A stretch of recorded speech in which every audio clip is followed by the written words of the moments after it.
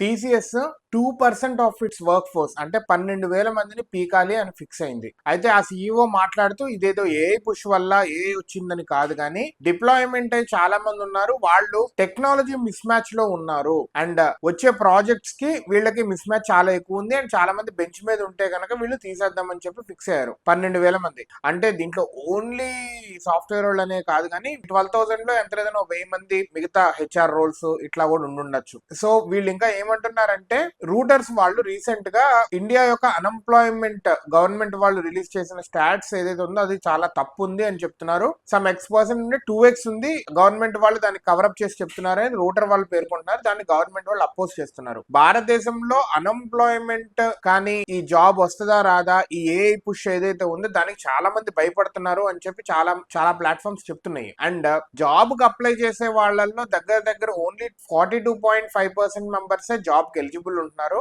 And భారతదేశం మొత్తంలో software ఇండస్ట్రీలో చూస్తే 46 members AI and ML ready ఉన్నారు. అంటే వీళ్ళు they are good with it and they are ready to work on AI ML అని చెప్పి.